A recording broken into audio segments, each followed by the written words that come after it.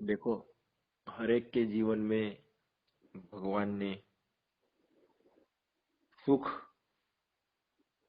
और दुख दोनों दे दिए हैं।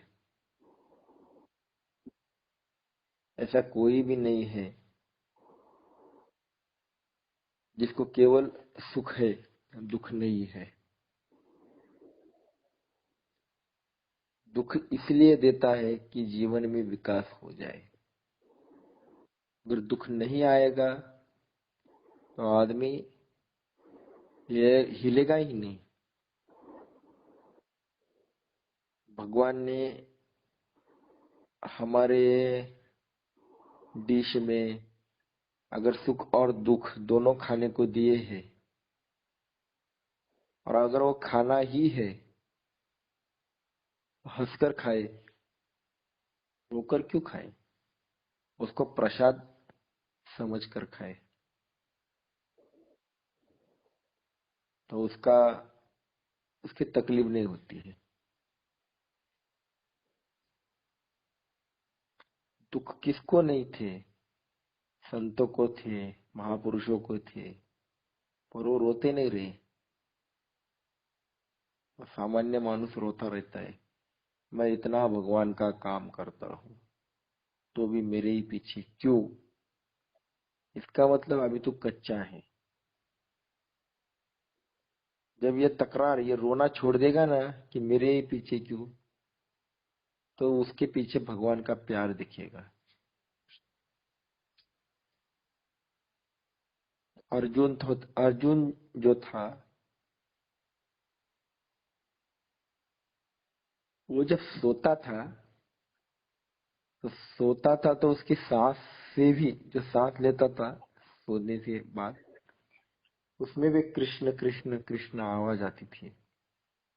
इतना वो भगवान के नजदीक था, इतना नजदीक।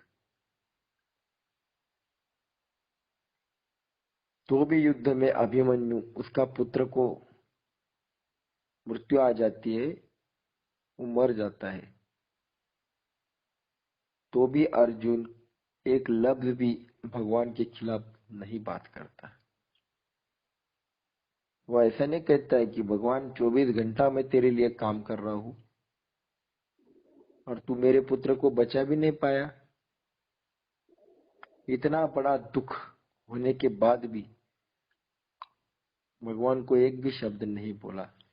दूसरे दिन युद्ध में खड़ा रहा। ये दुख पचाने की ताकत इन महापुरुषों में है।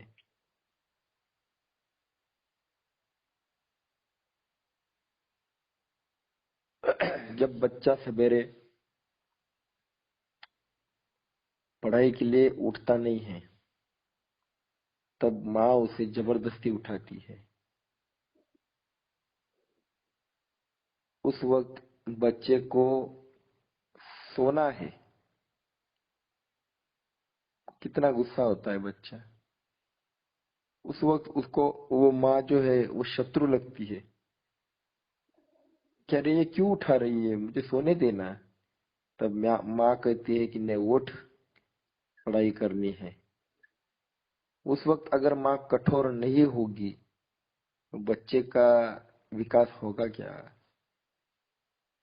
और एग्जाम में अच्छे मार्क्स लाएगा क्या? तो ये क्यों दिया माँ ने दुख?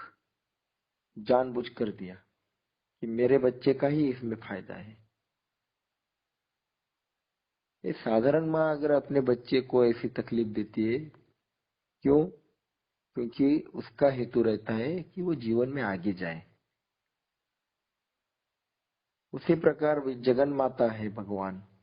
इस जगन माता का भी उद्देश्य रहता है कि मेरे बच्चे ने जीवन में आगे जाना चाहिए, इसलिए थोड़े बहुत दुख देती है। तो उसमें रोने का क्यों? सहन कर लेने का।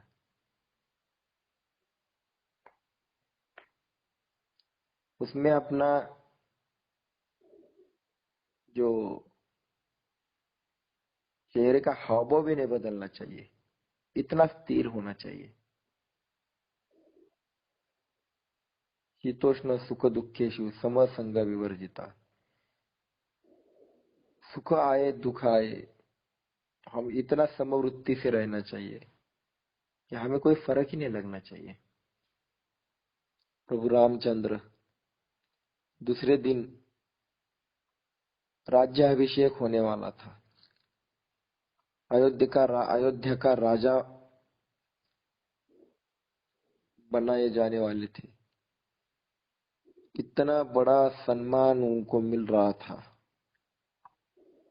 और उससे पहले दिन उनको बताया जाता है कि कल आपको वनवास में जाना है। जिस दिन राज्याभिषेक होने वाला है उस दिन उनको वनवास में भेज दिया जाता है। तो जो राज्याभिषेक होने वाला था, तो चेहरे पे जो भाव थे वही वनवास में जाना है, ये सुनने के बाद उनका भाव जो था कोई भी कम नहीं हुआ। चेहरे पे एक रेस भी नहीं हिली। वो बोले कोई बात नहीं। तो इतना प्रचंड सुख मिलने वाला था, उसी वक्त प्रचंड दुख मिल गया और उनको कोई फर्क नहीं पड़ा। इसे कहते हैं समवृत्ति। ये ये जीवन में आना चाहिए। ये स्वाध्याय से आती है। पूजनीय दादाजी पहले 5 साल जब कार्य शुरू किया तो 5 साल पहले 5 साल कोई साथ नहीं दे रहा था, उल्टा हंसते थे। वो बोलते थे अरे इतना बड़ा खारा समुंदर है, उसमें आप एक बोरी शक्कर डालकर वो क्या मीठा होने वाला है? ये दुनिया नहीं सुधरने वाली, क्यों आप इसके पीछे पड़ते हो? जाने दो, जिसको जैसा जीना है जीने दो। कहाँ ये काम करते हो? इतना तकलीफ दिया लोगों ने, इतना, फिर भी वो दादाजी ने सब सहन कर लिया। अगर दादाजी रुक जाते तो आज हमारा ये जो जीवन विकास हो रहा है कभी नहीं होता। जितना इंसान पक्का होता है उतनी एग्जाम पक्की होती है। जितना कच्चा होता है उतना दुख कच्चा आता है। अगर ज्यादा दुख आता है तो समझ लो कि भगवान की नजर मेरे ऊपर ज्यादा है। ऐसे में अपने आप का संभालना चाहिए कि भगवान अरे तू कितना भी दुख दे, मैं तुझे नहीं छोड़ूंगा। कुंती माता जो थी वो तो भगवान से कहती थी कि मुझे पूरी जिंदगी भर तू दुख ही दुख दे दे। क्यों? क्योंकि दुख में आदमी भगवान को भूलता नहीं है।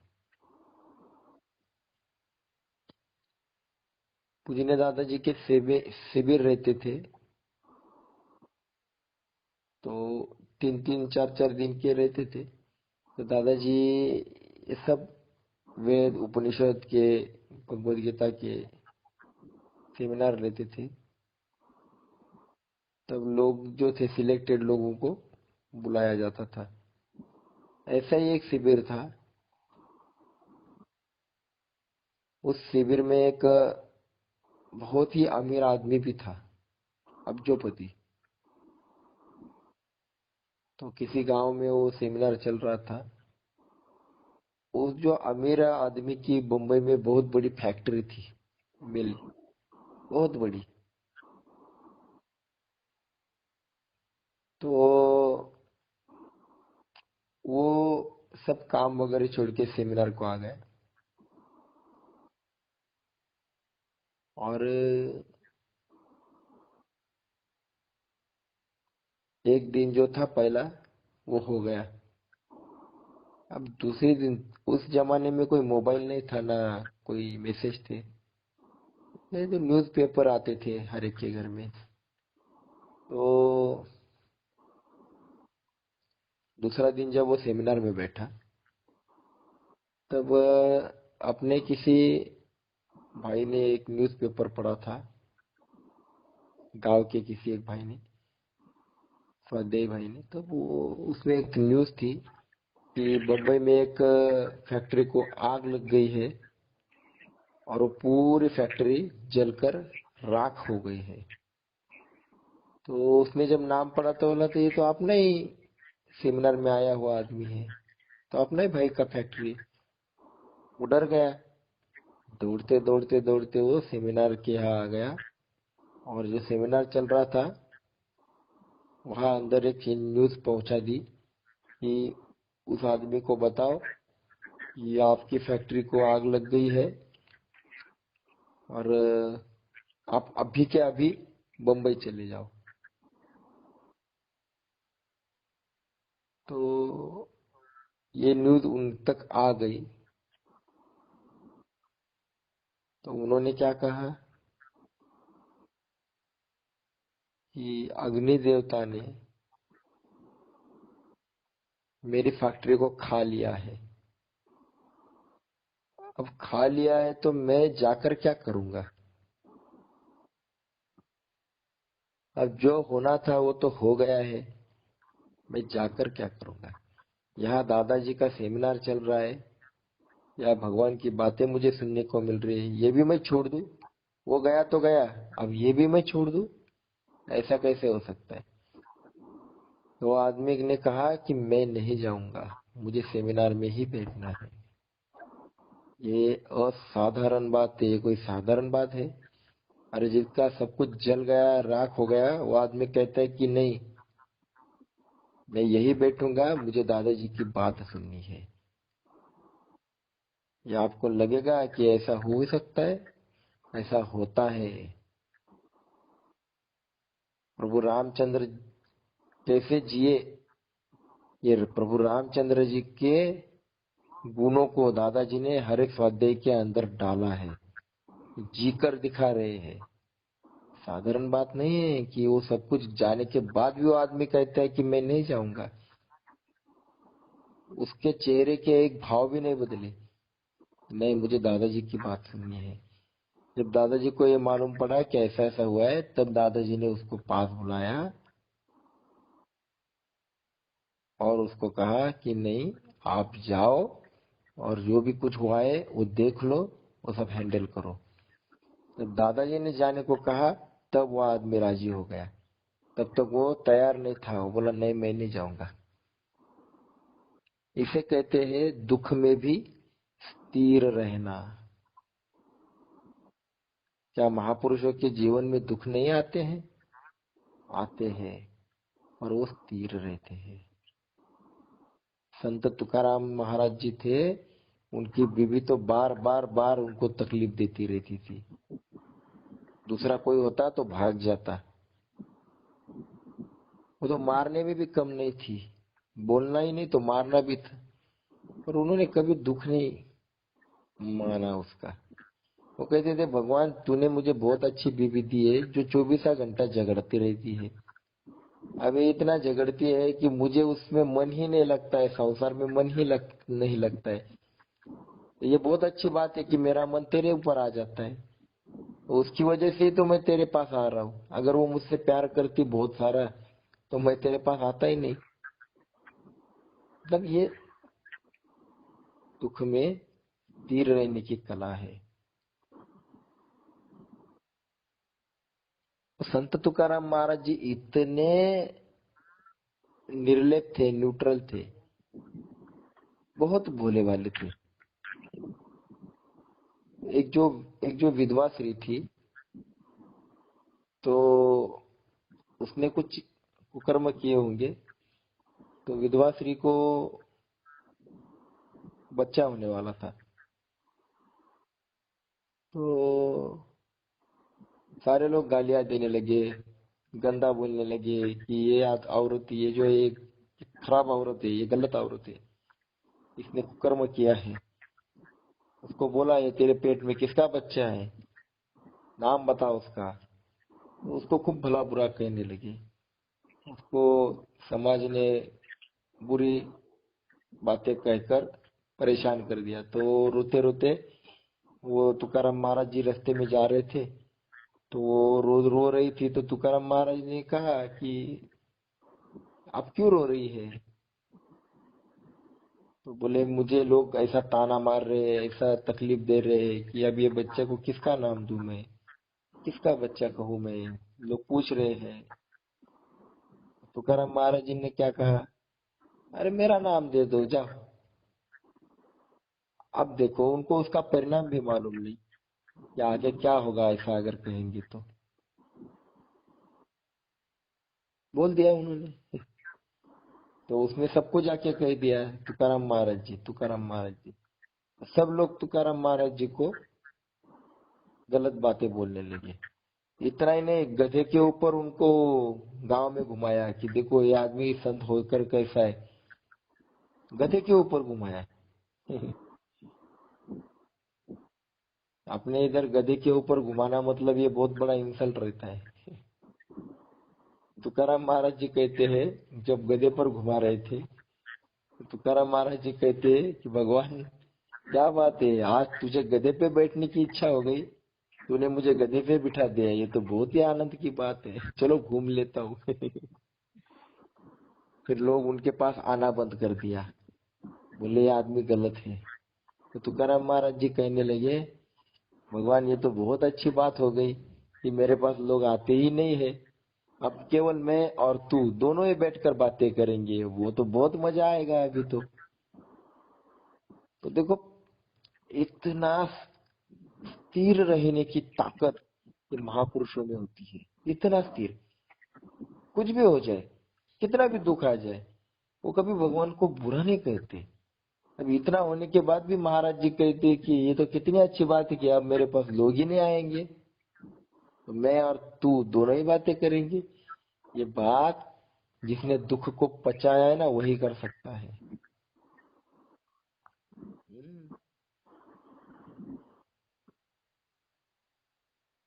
एक गुरु के पास एक गाय लेके आता है, उसको दान दे देता है। तो तो बहुत अच्छी गाय रहती है, वो बहुत दूध देती थी। तो गुरु जी कहते हैं वाह वाह कितना अच्छा हो गया, सबको दूध मिलने लगा है, तो बहुत बड़ी अच्छी बात है, तो बहुत अच्छा हो गया। और कुछ दिनों के बाद क्या होता है पता नहीं, वो आदमी गाय को फिर से लेके जाता है, अब दूध बंद हो गया है। तो गुरु जी कहते हैं चलो बहुत अच्छा हो गया, रोज का वो गाय का वो गोबर निकालो, उसको सब खाने को दो, उसकी साफ सफाई करो, उसको स्नान लगा, चलो बहुत अच्छा हो गया, वो चली गई। मतलब ऐसा नहीं कहा कि आप क्या करें, इसको क्या समझता नहीं, क्या अब दूध कैसे मिलेगा, दोनों में स्थिर। आ गई तो दूध मिल रहा है, अच्छी बात है, चली गई तो कहते हैं कोई बात नहीं, इतना सब गंदा निकालना था गोबर का ही, वो काम अभी खत्म हो गया, अच्छी बात। मतलब स्थिर रहने की कला है, सब में अच्छा देखने की कला है। और जब ये सब दुख में भी हम अच्छा देखते हैं ना कि नहीं ये भगवान का प्यार है, मुझे आया हुआ कोई भी दुख ये भगवान ने भेजा हुआ मेरा प्रसाद है, जब आप देखने लगते हो ना तो इसे कहते हैं नेत्र कमल। तभी आपके नेत्र कमल हो जाएंगे। ये आंखें जब भगवान का प्यार देखती है ना दुख में भी, तब आपकी आंखों को कमल कहा जाता है कि ये आदमी की नेत्र कमल है। इसलिए हम भगवान की आंखों को आंखें नहीं कहते हैं, नेत्र कमल कहते हैं। तो ये तभी होगी जब दुख में भी आप भगवान को अपना मानोगे, नहीं भगवान मेरा ही है। नहीं तो थोड़ा भी दुख आने के बाद भगवान को गालियां तक देने वाले लोग हैं, उसको भूल जाने वाले, उसको छोड़ देने वाले लोग हैं, बहुत लोग हैं ऐसे। ये समझते नहीं कि अरे जीवन विकास के लिए दुख की आवश्यकता है, बिना दुख आए इंसान कभी आगे नहीं जाता। इसलिए स्थिर रहना सीखो। और पूजनीय दादाजी ने ये जीवन में जीकर दिखाया, केवल व्यासपीठ पर बैठकर प्रवचन नहीं किए, खुद जिए है वैसा। जब जाते थे भाव फेरी में तो टिफिन लेकर जब जाते थे तो एक पेड़ पर लगा देते थे, और 4-5 जो भी वहां पे घर होंगे, बहुत दूर दूर घर रहते थे, बहुत दूर दूर खेतों में रहते थे लोग। तो जब जाते थे और खाना खाने के लिए जब वापस आते थे, तो उस टिफिन में कुछ नहीं दिखता था। वहाँ एक जो लेडीज थी वो बहुत खतरनाक थी। वो क्या करती थी, वो सब खाना वो जानवर को खिला देती थी डिब्बे का। ऐसा बहुत दिन किया, पर दादाजी ने उससे कभी एक बात भी नहीं कही, बुरी बात भी नहीं की। बाद में उसी औरत को पछतावा आ गया कि अरे मैं ये क्या कर रही हूँ, ये तो गलत है। तो ये बदलाव हमारे वर्तन से होता है। दुनिया केवल वाणी से नहीं बदलती, हमारे वर्तन से बदलती। इसलिए दादाजी कहते हैं कि स्वाध्याय में वर्तन को आप संभालो, आप अपना बिहेवियर, अपना वर्तन सुधारो, लोग अपने आप सुधर जाएंगे। कितना भी तकलीफ आपको लोग दे, आप निश्चिंत रहिए, सब ठीक हो जाएगा। सारे प्रॉब्लम को भगवान के ऊपर ही छोड़ दो, वो अपने आप ठीक करेगा। पर हाँ, श्रद्धा भगवान के ऊपर पूरी चाहिए और भगवान का काम करना चाहिए। जब काम करते हैं तो भगवान संभालता है। इसलिए महापुरुषों को दुख नहीं लगता था। क्यों? क्योंकि अपना सारा संसार वो भगवान के ऊपर छोड़ देते थे। तुझे जैसा चलाना है चला, जो भी होगा वो तू ही देख लेना, हमें कोई फर्क नहीं पड़ता। तो ये भगवान के ऊपर जीवन अर्पण करने की ताकत इस स्वाध्याय से आती है। इसलिए स्वाध्याय, याज्ञवल्क्य ने 25,000 पहले ही बताया है, ये कोई आज का नहीं है। स्वाध्याय प्रवचनाभ्याम न प्रमदितव्यम, स्वाध्याय को कभी छोड़ना नहीं चाहिए। तभी से कहा है ऐसा पंथ एतत् कर्म, यही एक रास्ता है दुनिया को जीवन विकास के लिए आगे ले जाने के लिए। आज स्वाध्याय छोड़ा तो कौन बाहर जा रहा है? आज ये आसान है कि आपका सब काम धंधा छोड़ दो, उस दिन के लिए, उस दिन के लिए अपना टिकट अपने पैसे से निकालो, टाइम निकालो और टिफिन ले लो और जाओ आदिवासी वनवासी गांव में। ये पागल नहीं तो क्या है? ये लोग तो पागल ही कहते हैं। अरे तू धंधा छोड़कर जा रहा है, क्या मिलने वाला है आपने को? और हम कहते कुछ नहीं मिलने वाला, कुछ नहीं मिलने वाला, तो फिर क्यों जा रहे हैं? तो दादी जी कहते हैं तू घर में रहता है तो आराम करता था, तू दुकान में जाएगा तो पैसा कमाएगा, तू नौकरी में जाएगा तो तेरा काम करेगा, और तू ये सब कुछ छोड़कर जा रहा है। तो ये उठाया हुआ दुख होता है। किसके लिए उठाया? भगवान के लिए उठाया। अरे भगवान कुछ नहीं रखेगा तेरा, सब कुछ दे देगा तेरे को। क्यों? क्योंकि तू भगवान के लिए दुख उठा रहा है। दुख आया हुआ सहन करना अलग बात है, वो तो कोई भी सहन कर लेता है। किसी का बच्चा मर गया तो 4-5 दिन रोएगा रोएगा रोएगा, और 10-12 दिन के बाद फिर अपना अपना काम धंधा चालू करेगा। कितना भी नजदीक का आदमी गया तो दुख होगा। अब ये क्या करेगा? सहन तो करना ही पड़ेगा। अब नहीं सहन करेगा तो क्या करेगा? तो आया हुआ दुख तो कोई भी सहन करता है, उसमें कौन सी बड़ी बात है? उठाया हुआ दुख होता है, उसको सहन करना है। और स्वाध्यायी दुख को उठाते हैं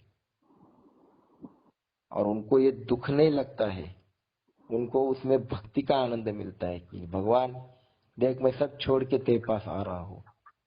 इसीलिए 1 घंटा जब आप जाते हो, हफ्ते में 1 घंटा स्वाध्याय केंद्र में बैठते हो, तो ये भी उठाया हुआ दुख है कि घर में रहता हूँ तो मजा करने वाला था, सब कुछ छोड़ दिया मैंने और केंद्र में जाके बैठ गया। तो ये उठाया हुआ दुख जो होता है, इसे कहते हैं जीवन विकास। यही जीवन विकास हमें करना है कि दुख उठाना है और भगवान तेरे लिए उठाना है। दुख उठाने की ताकत स्वाध्याय से आती है। इसलिए दादाजी ने जो हमें ये मार्ग दिखाया है, तो इसमें दुख को पचाने की ताकत आती है, उठाने की ताकत आती है, और इसी इसी वजह से मेरा जीवन भगवान चला रहा है, इसका एहसास हमें होने लगता है।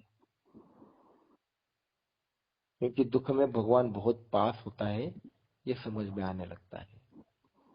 हमें हमारे जीवन में कभी भी कितना भी दुख आए, एक बात ध्यान में रखना है, कितना भी प्रॉब्लम आए, एक बात ध्यान में रखना है, ये भगवान ने भेजा हुआ मुझे प्रसाद है, और प्रसाद कड़वा भी होता है तो भी हम खा लेते हैं, उसको प्रसाद कहते हैं।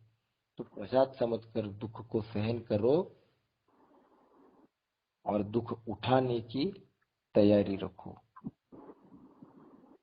तो आज हम दादाजी का ये विचार सुनते हैं और यही हम रुक जाते हैं।